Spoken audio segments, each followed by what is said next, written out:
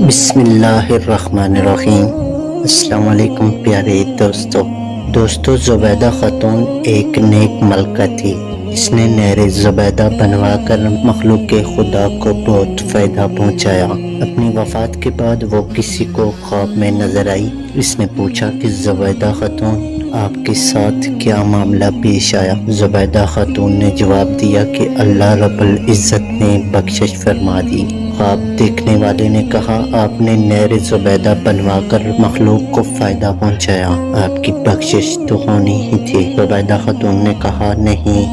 جب نہر زبیدہ والا عمل پیش ہوا تو پروردگار عالم نے فرمایا کہ یہ کام تو تم نے خزانے کے پیسوں سے کروایا، اگر خزانہ نہ ہوتا تو نہر بھی نہ بنتی۔ مجھے یہ بتاؤ کہ تم نے میرے لیے کیا عمل کیا؟ زبیدہ نے کہا میں تو گھبرا گئی کہ اب کیا بنے گا، مگر اللہ رب العزت نے مجھ پر مہربانی فرمائی۔ مجھے کہا گیا کہ تمہارا ایک عمل ہمیں پسند آ گیا۔ ایک مرتبہ تم بھوک کی حالت میں دسترخوان پر بیٹھی کھانا کھا رہی تھی کہ اتنے میں اللہ اکبر کے الفاظ سے اذان کی آواز سنائی دی۔ تمہارے ہاتھ میں لقمہ تھا اور سر سے دوپٹہ سرکا ہوا تھا۔ تم نے لقمے کو واپس رکھا، پہلے دوپٹے کو ٹھیک کیا، پھر لقمہ کھایا۔